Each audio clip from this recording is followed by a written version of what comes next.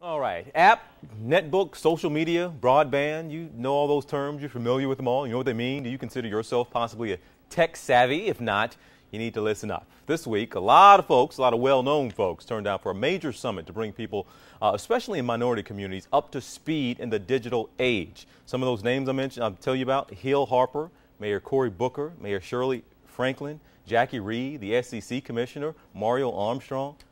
Mario Armstrong.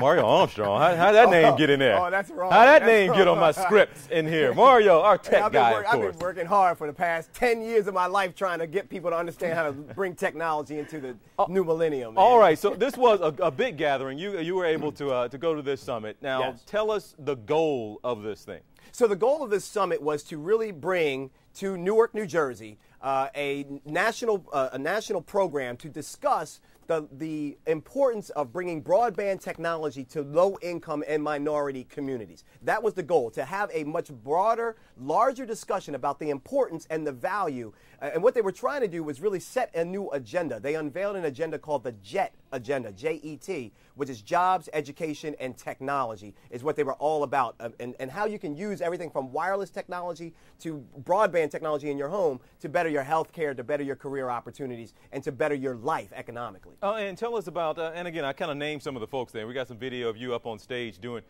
your thing, certainly getting a little excited as you always are, and we appreciate that energy. But no, some of the names who were there, but also some of the solutions to getting this technology to those communities. Yeah, and that's where the rubber meets the road, right? Because you've been to these events before, yeah. TJ. You've been to all these things, and is it just rhetoric, talk? What actually gets done?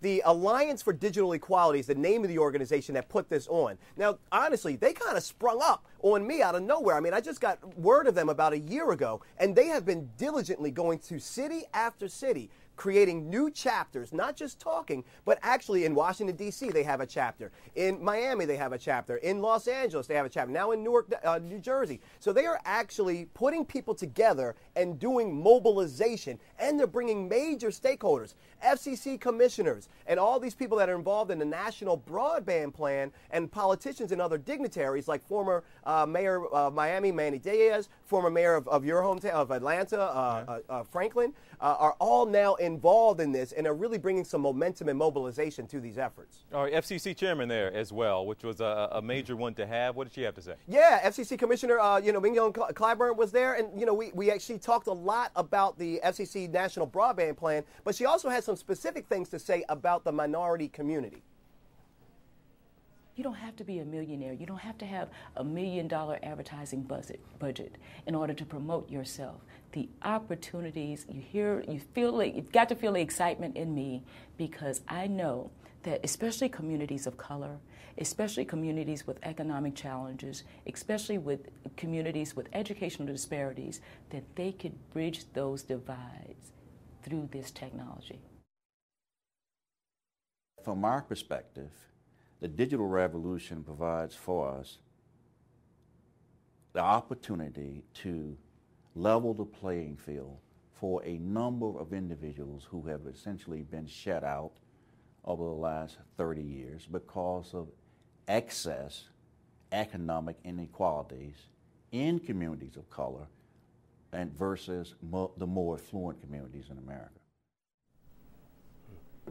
All right. Last thing before I let you go here, as we listen to them, but was there any discussion about maybe some of the minority communities being a little resistant to, a little reluctant to bring in and accept some of these new technologies, almost just afraid of what you don't know? Absolutely. The Pew Internet did a study on this, so folks, if you want to find out more, go to pewinternet.org. But you're right, part of the issue is not just economics, TJ. Part of it is a mental shift that needs to be done, and that's the concern of mine and many people behind this organization that want to see more communities of color adopt broadband technologies. Case in point, over 90 million Americans do not have internet access, and some of them choose not to have that.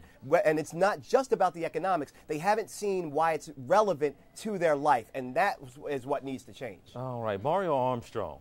Mayor Thanks, Booker, man. Hill Harper, Yes. Mayor Franklin, yes. And my iPad. You belong in that crowd. Do you? Come on. And my stop. iPad was with me. Stop doing that, Mario. Stop it. Well, you know, I had to show because you don't think that I'm up to date on all my technology. No, you know, I know. You're always like joning on me, like, hey, he doesn't have the latest tech. You know, I so I had to know let you. know. I know you are, but you don't have to gloat and throw it in people's face. Mario, our tech guy, with us every Saturday. Stay here for the latest scoop on the iPad and all things in between. Thanks, TJ.